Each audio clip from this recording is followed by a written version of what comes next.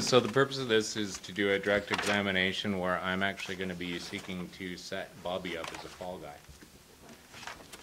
which is a bit of a twist, and the reason for that is because he's given an inconsistent statement in the examination for discovery as well as with the police, and I want to give my client at least an avenue to point the finger at somebody else in submissions.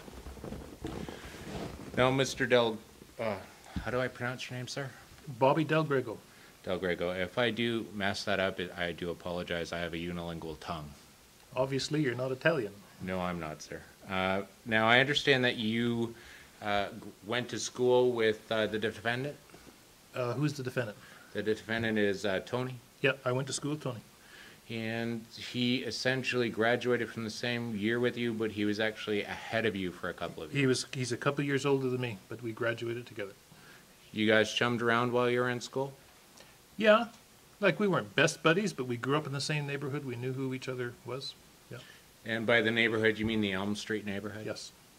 And following high school, I believe you left Prince George. Yeah. You went out to Edmonton?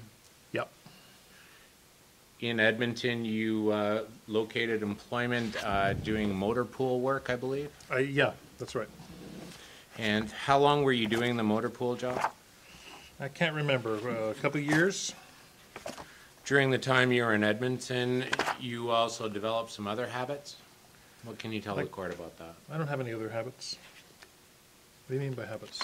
I'm suggesting that you developed an interest in gambling. Well, it was fun. Yeah, I did it. I gambled. I made money on it. You also lost money on it. Sometimes. That actually caused you some problems with the law eventually. What do you mean? I mean, sir, that eventually you ended up owing enough money that you ended in trouble with a bookie. Yeah. And that resulted in you doing an activity that brought you to the attention of law enforcement? Well, what do you mean by activity? I burned a building down, yeah? I did it. That's what I'm getting at, sir. You essentially were charged and convicted of arson? Yes. You served time? I did. How long? 3 years. Following your release, and when exactly was that? Well, I got my 3 years in 2003, and so I didn't serve 3 years. I got a 3-year sentence, and I got paroled in 2005, 2 years later. Okay, and you then returned to Prince George, I understand? Yep. You looked for various employment? Yep. Without much success? No one would hire me. Then you remembered your old friend Tony. Yeah, I bumped into him, and he knew I'd been in jail, and bless the guy. I asked him for a job, and he hired me. And you told him about the arson? He knew about it Lady, already. I just stand to object. I've given my friend a good deal of latitude in leading the witness, but this is a direct examination. I asked that now that we're moving to more. Oh, I forgot. It's direct. That you quit leading the witness. Okay. I'll readdress my mind to the questions, my lady. Specifically, when did you seek employment from Mr. Ruger? How do I say his name? Rubino. Rubino? Could we use non-Italian people, please? No, it was 2005, I think, the summer, when I got paroled. How many other jobs had you applied on before going to Mr. Rubino? I can't remember. It was a few. And all without success? No one would hire me but Tony. Was the record the issue? Yeah, whenever I'd talk to people, they would always ask me, have you ever been in trouble with the law? And I had to tell them, and they never hired me. And you were truthful about your record? I couldn't hide it. And they usually asked about it. So if they didn't ask, I didn't tell them, but they all asked.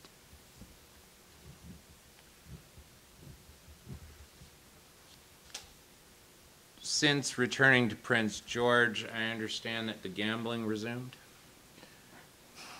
I was on parole. I was pretty careful.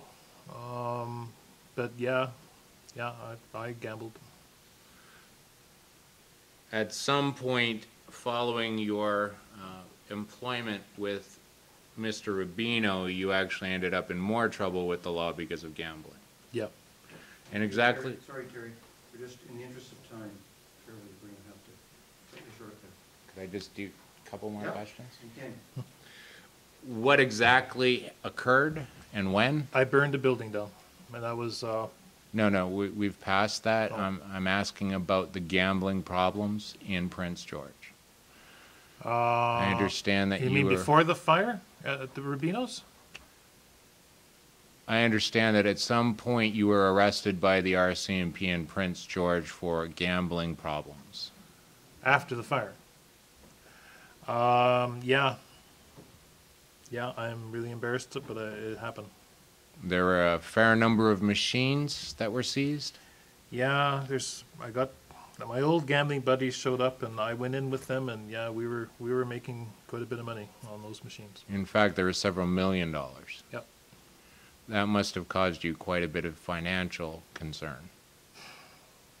Well, what was the financial concern? I was scared about going to jail again. No way I wanted to go to jail. And Okay, jail. Terry, you're gonna have to shut it down. That's actually where I wanted to get to, is the return to jail.